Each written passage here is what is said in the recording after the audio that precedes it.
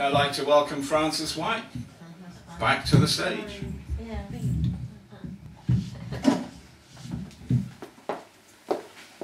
More applause.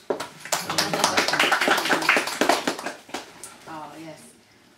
It's good that Patrick came out about being an old revolutionary with his Che Guevara underpants. I also returned from Cuba recently, and when I heard that a Cuban dance company were dancing in London, I couldn't wait to get down there. And here I've written about it in verse neither beautifully constructed nor meaningful. It's called Ballet Revolution, and it's for Patrick. Ballet Revolution has come to London town with explosive Cuban dancing, so tonight that's where we're bound. I'm smitten by the muscle men featured on the flyer, leaping in mid-air to whet the heart's desire. In the foyer, young girls tempt us to buy the merchandise. A Revolution t-shirt has really caught my eye. 20 quid, that's far too much, my husband starts to rant. Even if we do have friends with Che Guevara pants. He buys me a mojito with a potent kick of rum, then guides me to the stalls and the rhythm of the drums. As those hot-blooded dancers cast their sexy Cuban spell, I forget about the t-shirt, the underpants as well.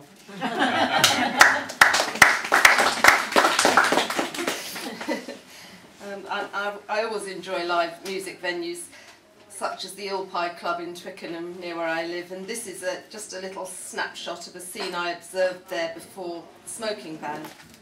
It's called Pink Fluff. A bit of pink fluff tied round a long blonde ponytail, gold ring piercing her nose, small tattoo, rose madder tights. This catwalk flamingo struts from the gloom, catching the spotlight through the tobacco smoke, gaudy, gorgeous, pulling the beery gaze of Rizzler guys old as her dad. Rhythm and muse thumps out its rumpus on the makeshift stage. Everyone moves, swings loose, forgets the day as the nightclub rocks and the beat holds sway.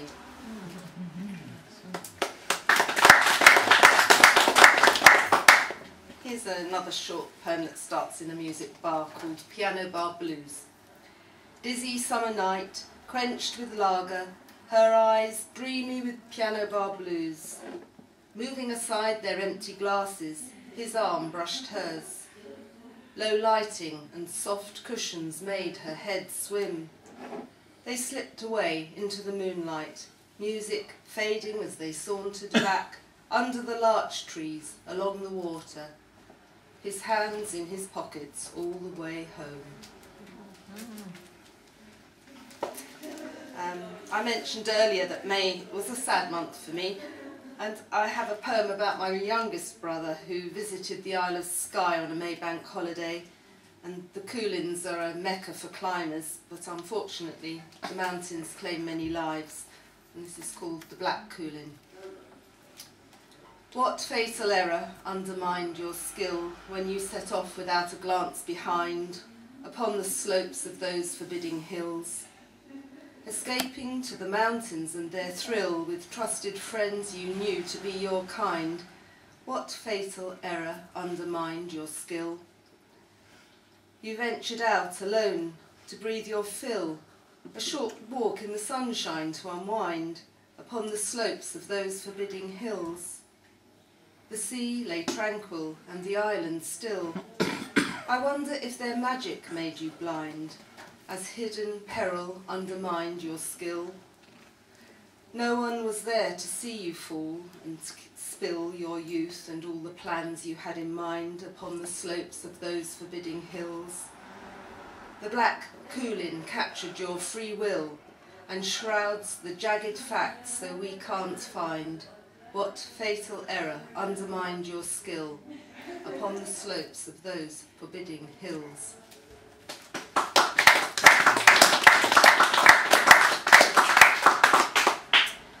The next very short poem is about one of those times when saying goodbye is difficult. It's just called The Gate. It wasn't easy leaving you alone at home so soon after. In the mirror I saw you, leaning over the garden gate as I drove away. "Don't come out," I'd whispered, and when you did, "Go back in or you'll get cold," though it was summer.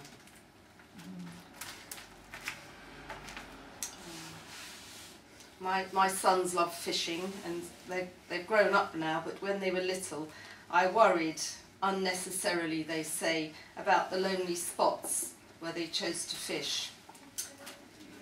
Anglers. At crack of dawn, the boys wake me to drive them to the lake. Trolley loaded with rods and reels, they head off tousled and eager to secure their fishing peg. I follow the whiff of bait through blankets of mist under chestnut trees. They want me to go now, leave them be, erecting their bivvy in light rain. Water lilies still closed, a grey heron stalks the edge, watching for prey. No bird song. The piece is far too quiet, boys' voices the only chorus. As morning untangles from night, a tall shape in waterproofs appears on the far side, fixing his line. I stay my distance, rooted under willows, waiting for more evidence of day. I live near Teddington Lock, which is the last tidal reach on the Thames, and I walk there often, and I've written a triolet called Thames Tide. The Thames swells with the high spring tide and silences the raging weir.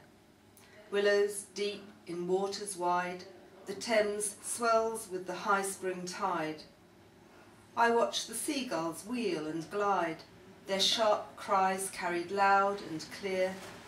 The Thames swells with the high spring tide and silences the raging weir. And I'll finish with a poem to celebrate my favourite birds, which are swifts.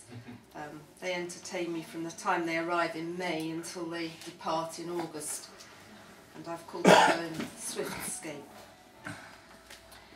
Swifts dive and screech, flying low behind the trees, chasing gnats in the warm air. Only a wisp of moon, an innuendo in the clear blue sky as their silhouettes rise and swoop.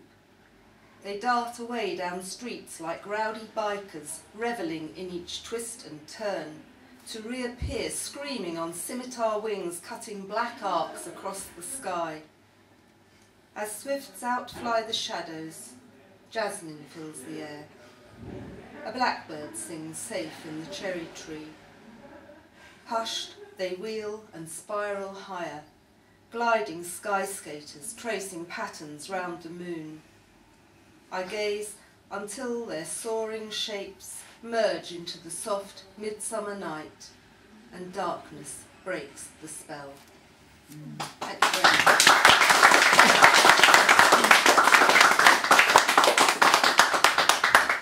I'm not sure that spell's going to be broken very quickly, so thank you, Frances. More applause, please. Lovely stuff. Okay, and now, at a moment when the microphone goes a bit higher, because we've got Peter Ebsworth coming back, and here he is, just to my left. I just mentioned an event I'm guest hosting. Sunday week at the Toriano Meeting House in Kentish Town, and two of the readers have read here recently, Amy McAllister and Alison Winch, and there's also Catherine Lopton, and the Ghanaian poet and novelist and founder of Fliptide Publishing, Nick Parks. So everyone's welcome.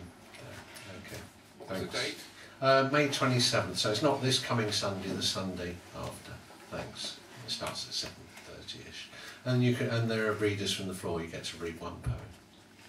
Okay, I'll ststart off with a sort of ekphrastic persona free verse